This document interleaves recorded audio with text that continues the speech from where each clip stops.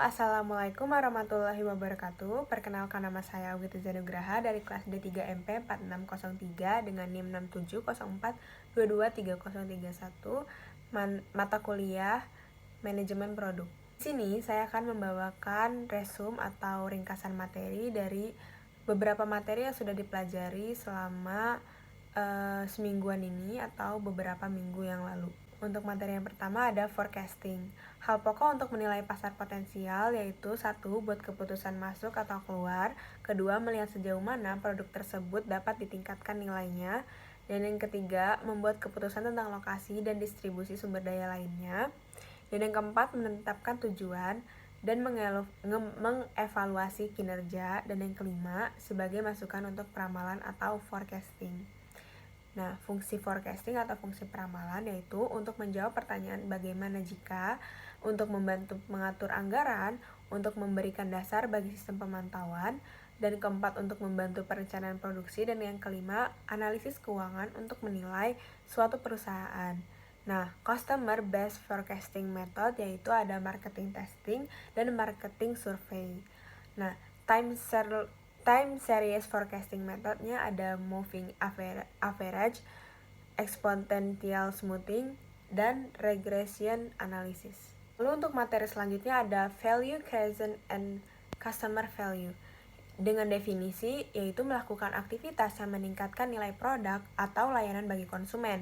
Hal ini dapat dilakukan dengan cara meningkatkan kualitas produk atau layanan, memberikan efisiensi dalam proses produksi atau pengiriman produk, serta menciptakan inovasi yang dapat memenuhi kebutuhan dan keinginan konsumen. Dengan melakukan value creation ini, bisnis dapat memberikan manfaat yang lebih besar kepada konsumen dengan meningkatkan keuntungan bisnis dengan memperoleh kepuasan dan loyalitas konsumen.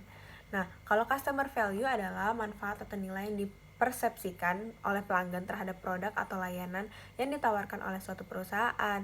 Nah, dalam perspektif perusahaan ini, customer value itu berkaitan dengan keterhubungan antara harga dan manfaat yang diberikan oleh produk atau layanan dari perusahaan tersebut, sehingga perusahaan harus mampu menawarkan produk atau layanan dengan harga yang sesuai dengan manfaat yang diberikan agar konsumen merasa puas dengan nilai atau pembelian yang dilakukan. Nah, untuk materi selanjutnya yaitu ada analisis pelanggan. Nah, definisi konsumen sendiri juga setiap orang yang mendapatkan barang atau jasa digunakan untuk tujuan tertentu. Nah, untuk model perilaku konsumen menurut Peter and Olson yaitu ada consumer affect and cognition, yaitu ada consumer behavior dan ada consumer environment. Nah, yaitu ada lagi nih perilaku pembelian konsumen, yaitu perilaku membeli, yaitu konsumen mengacu pada perilaku akhir, yaitu membeli barangnya atau jasa. Jadi pokoknya kalau misalnya konsumen jadi membeli, itu dimasukkan kepada perilaku membeli. Dan yaitu ada lagi tujuan mempelajari perilaku pembelian. Itu tuh untuk apa? Itu untuk mengetahui tanggapan konsumen terhadap pemasaran yang dilakukan oleh perusahaan. Nah, karakteristik yang mempengaruhi perilaku konsumen tersendiri yaitu ada kultur, sosial itu keluarga, peran status, terus ada personal, umur, gaya hidup, pekerjaan, ekonomi, kepribadian. Ada psikologikal yaitu pengetahuan, motivasi, keyakinan, dan persepsi dan buyer. Nah, untuk kultur sendiri yaitu adalah budaya ya.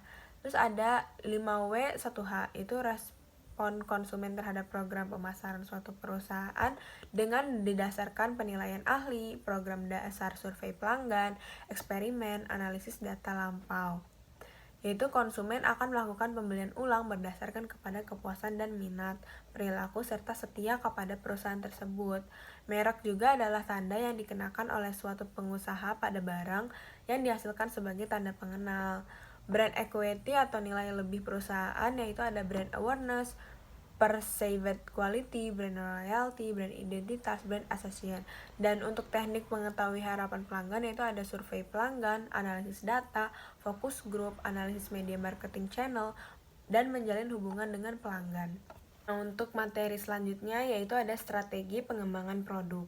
dengan berdefinisi atau berarti tahap daur ulang produk yang harus dikembangkan atau diganti dengan produk yang lebih baru.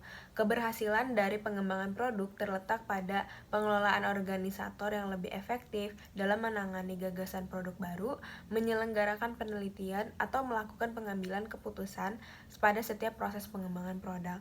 Nah, fungsi-fungsi yang mendukung pengembangan strategi produk tersendiri adalah ada R&D atau Research and Development, yaitu penelitian atau pengembangan yang biasanya digunakan suatu perusahaan saat sedang berinovasi dalam menciptakan produk maupun layanan baru.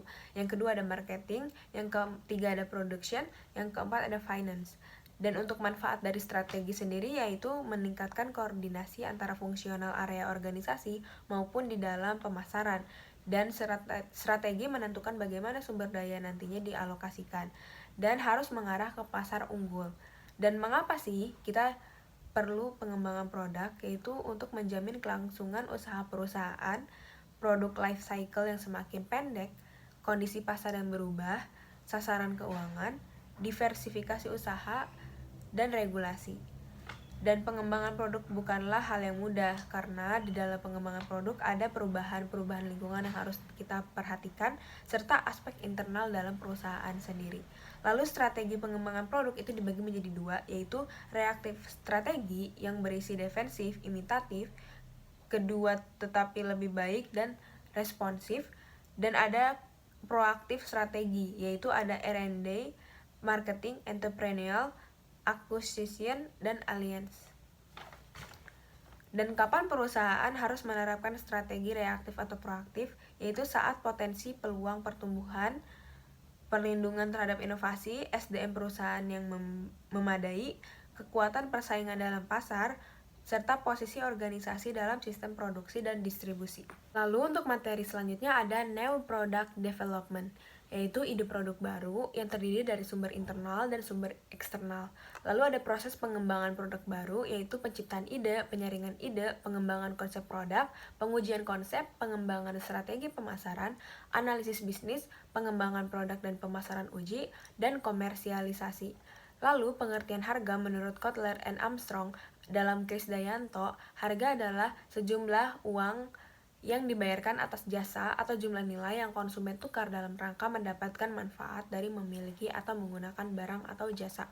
Lalu mengukur persepsi nilai dengan harga produk, yaitu adalah survei konsumen, analisis harga saing, analisis nilai, dan FGD atau Forum Group Discussion. Masalah tambahan produk yaitu ada dua, yaitu yang pertama, tanggung jawab sosial, meliputi masalah kebijakan publik dan peraturan, pelindungan hak paten, kualitas dan keamanan produk, serta jaminan produk. Dan yang kedua ada tantangan internasional, yaitu memutuskan biaya yang diperlukan untuk penyesuaian penawaran pasar dunia atau pasar internasional. Dan untuk materi yang terakhir ada product bundling. Pengertian bundling sendiri adalah strategi pemasaran yang mengelompokkan beberapa produk dalam sebuah SKU atau kemasan penjualan dengan satu harga. Bundling adalah solusi bagi konsumen yang ingin membeli beberapa produk sekaligus. Mereka hanya perlu membayar satu item saja. Tujuan dari bundling adalah untuk menambah volume penjualan dan menghemat biaya produksi. Jenis-jenis produk bundling ada 1. New product bundling, 2. Pure bundling, 3. Same product bundling, 4. Cross-sell bundling, 5. Mix and match bundling. Dan manfaat produk bundling sendiri adalah menurunkan biaya distribusi dan pesanan, menghindari pemborosan inventaris, dan ketiga meningkatkan pengalaman customer, dan keempat meningkatkan jumlah penjualan. Serta tantangan dalam melakukan bundling yaitu strategi bundling yang keliru. Konsumen bisa saja tidak tertarik dengan paket bundling yang ditawarkan karena produknya kurang cocok atau belum dibutuhkan oleh konsumen.